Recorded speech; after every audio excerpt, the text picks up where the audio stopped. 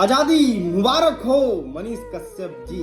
जी हाँ दोस्तों, एक ऐसी खबर हम आपको सुनाने जा रहे हैं जिसके बाद आप यही कहेंगे आजादी मुबारक हो मनीष कश्यप जी, क्योंकि एक साल से वो बड़े परेशान थे, उनके परिवार परेशान थी और कुल मिला के एक ऐसा अपडेट जिसको लेके आप फुल एक्साइटेड हो जाइएगा और कहिएगा कि चलिए सद परेशान हो सकता है पराजय नहीं और मनीष कश्यप कमिंग सून।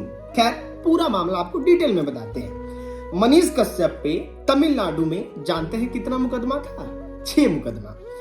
6 मुकदमा में मनीष कश्यप को बेल दे दिया गया है। जानते हैं क्यों? क्योंकि पर्याप्त सबूत तमिलनाडु प्रशासन के पास नहीं था जो कि ये चीज को साबित कर सके कि 2 राज्यों के बीच मनीष कश्यप ने उन बात फैलाया है और वो 6 मामला में बेल हो चुका है। अब तमिलनाडु से मनीष कश्यप आ गए बिहार के पटना बेतिया में, उनका केस चल रहा था।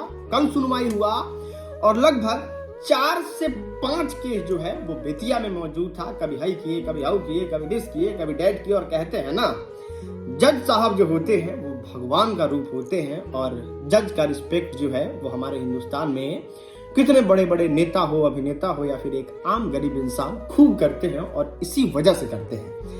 कल जितने भी केस में सुनवाई होना था सब केस का सुनवाई हुआ और माननीय न्यायालय ने सभी केस में मनीष कश्यप को बेल दे दिया। अब एक केस बचा हुआ है जो सिविल का केस है और दूसरे नंबर पे जो बचा हुआ है वो एनएसए का केस है।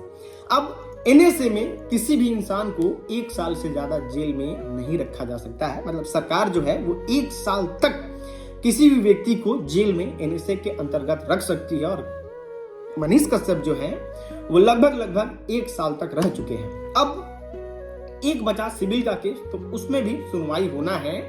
टेक्निकल कारण की वजह से हम डेट नहीं बताएंगे, लेकिन इस बात को जानिए कि बहुत जल्द सुनवाई होगा उस वाले केस में भी। और भरोसा रखिए मनीष कश्यप को उस केस में बेल मिलने का 95% चांसेस है।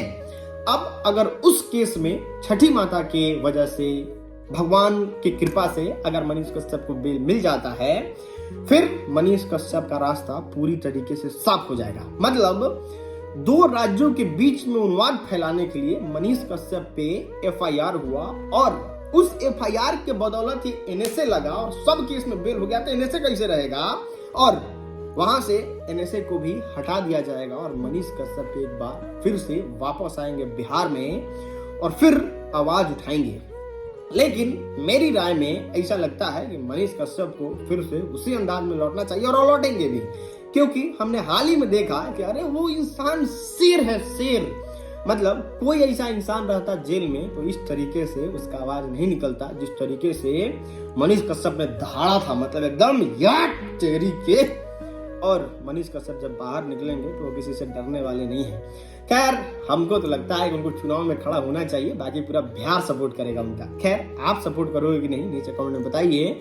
और मनीष कश्यप के आने से आप कितना, मतलब लग रहा है ना कि हमारे परिवार का एक आदमी जेल में बंद है, वो आने वाला है और उस तरीके का एक्साइटमेंट हो रहा है आपको भी हमको भी। तो जल्दी से मनीष कश्यप बाहर आए और चंपारण की धरती से फिर आवाज को बुलंद करें। बाकी इस पे आप क्या सोचते हैं नीचे कमेंट कीजिए। बाकी वीडियो देखने के लिए आपका बहुत बहुत शुक्रिया।